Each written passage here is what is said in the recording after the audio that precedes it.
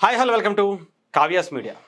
వైఎస్ఆర్సీపీకి చుక్కలు చూపిస్తున్న జడా శ్రవణ్. ఇదేంటి నిన్న మొన్నటి వరకు టీడీపీకి లేదా పవన్ కళ్యాణ్కో లేదంటే త్రిబుల్ ఆర్కో మాట్లాడాడు కదా, ఇప్పుడు వైఎస్ఆర్సీపీకి ఏంటి అనుకుంటున్నారా? అలాగే ఉంటుంది.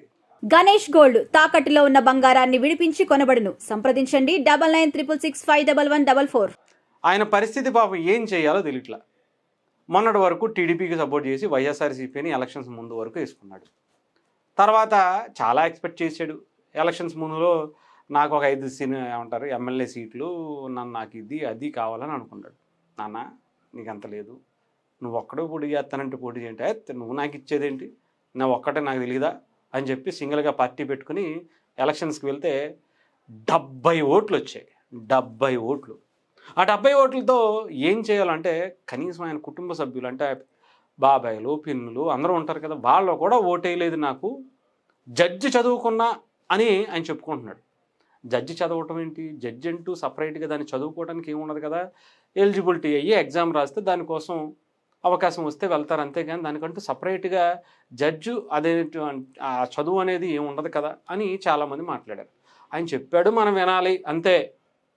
జడ్జిగా చదువుకున్నాడు, అంత పెద్ద స్థాయిలో ఆయనకి తెలిసినటువంటి అపరజ్ఞానం ఇంకొకటి లేదు అని చాలామంది అనుకున్నాం. బట్ ఏమైంది, జగన్మోహన్ రెడ్డి గారు కూడా ఆయన పిలిచి నీకు డిప్యూటీ సీఎం నువ్వే ఇంకా రాసి పెట్టుకో అని చెప్పి ఆయనకి హామీ ఇచ్చేసాడు. అదేంటి అని చెప్పేసి ఆయన ఇంకా ఒక రేంజ్లో రెచ్చిపోయాడు అంతే. ఇంకా పవన్ కళ్యాణ్ వస్తే పవన్ కళ్యాణ్, త్రిబుల్ ఆర్ వస్తే త్రిబుల్ ఆర్, చంద్రబాబు వస్తే చంద్రబాబు, ఒక రేంజ్లో వేసుకోవటం మొదలెట్టాడు. ఆఖరికి ఏమైంది, ప్రశ్న పుండాకోరగాడు అనేటువంటి ఆండి తీసుకెళ్ళి జైల్లో పెడితే 4 బెయిల్స్ ఇప్పించాడు పాపం. 4 బెయిల్స్ ఇప్పించి 5వ బెయిల్ కోసం ఆయన చూస్తుంటే తీసుకెళ్ళి లోపలేసారు. అప్పుడు వైఎస్ఆర్సీపీ పొన్నవోళ్ళని తీసుకొచ్చింది.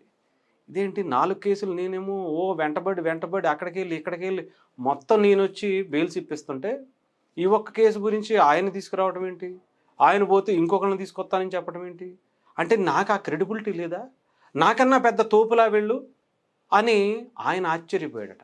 ఆశ్చర్యపోవటం కాదు నాయన, నిన్ను కూరలో కరివేపాకు తీసి పడేసినట్టు వైఎస్ఆర్సీపీ పడేసింది. నీ స్థాయి ఇంతే, నువ్వు ఇంతే అని చెప్పి పాపం కోట్లు వేసుకోవటానికి నువ్వు పనికొస్తావు తప్ప కోట్లు తీసుకుని జాగ్రత్తగా నువ్వు నిలబడ్డానికి నువ్వు పనికిరావు నాయనా అని చెప్పి దానికి మా వాళ్ళే కరెక్టు. మా బ్రాండ్, ఆ బ్రాండ్ రెడ్డి అనేటువంటి బ్రాండ్ ఉన్నోళ్ళు మాత్రమే ఆ కేసులు వాదించడానికి ఎలిజిబిలిటీ ఉంటారు. నువ్వు జడ్జి చదువుకున్నా, కోర్టులు వేసుకుని రెడీ అయిపోయి ప్రెస్ మీట్లు పెట్టేసి ఇష్టానుసారం వాగేసిన నువ్వు దేనికి పనికిరావు నాయన అని చెప్పి పాపం జగన్మోహన్ రెడ్డి గారు అలా తీసి అలా పడేశారు. పాపం ఏమైంది, పాపం అయిపోయింది కదా అనుకుంటే ఇప్పుడు మొదలెట్టాడు. ఎలా అయితే వైఎస్ఆర్సీపీకి మద్దతుగా ఆయన ప్రచారం చేశాడో అంతా అదే ధోరణిలో తిరిగి తిప్పి కొడుతున్నాడంటే వైఎస్ఆర్సీపీయే ఈ పార్టీ ఆయన ప్రశ్న వెనకాల ఉంది, వైఎస్ఆర్సీపీయే మొత్తం చేపిస్తుంది. లేకపోతే ఇంత అంటే ఇన్ని కేసుల్లో ఎప్పుడు కూడా రానటువంటి పని ఒక్క ఉపా కేసులు వెనకాల ఎందుకు వచ్చారంటే వాళ్ళ వెనకాల వాడి ఎక్కడ బయట పెట్టేస్తే వాళ్ళ చరిత్ర అంతా కూడా బయటకు వచ్చేస్తుందో అని వాళ్ళ కంగారు పడి నన్ను కాకుండా వాళ్ళని తీసుకెళ్ళి పెట్టుకున్నారు.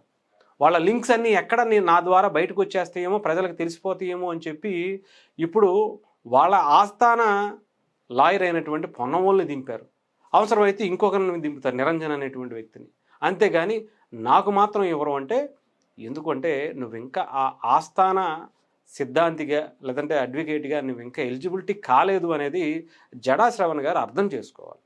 ఆయన దగ్గర ఎలిజిబిలిటీ ఉండాలంటే మినిమం మీరు కొన్ని కోట్లు అక్రమంగా సంపాదించాలి. అంటే వేసుకునే కోట్లు కాదండోయ్, వేల కోట్లు. జగన్మోహన్ రెడ్డి గారి లాగా తండ్రి అధికారాన్ని అడ్డం పెట్టుకుని కొన్ని వేల కోట్లు ఎలా అయితే సంపాదించి జైలుకు వెళ్ళొచ్చారో అలాంటి అనుభవాలు ఉండాలి. స్కాములు, స్కీములు, ఏ రకమైనటువంటి దాన్ని తప్పించేటువంటి ఆ పద్ధతులు, దాని గురించి చాలా రీసెర్చ్ చేసినటువంటి ఆ మైండు అవి ఉండాలి. అవి లేవు మీ దగ్గర. మీరు కొట్టుకుంటూ మాట్లాడుకుంటూ తిట్టుకుంటూ వెళ్ళిపోతున్నారు తప్ప మీలో విషయం లేదని జగన్మోహన్ రెడ్డి గారికి అర్థమైపోయింది కాబట్టి అర్థం చేసుకోవాలి.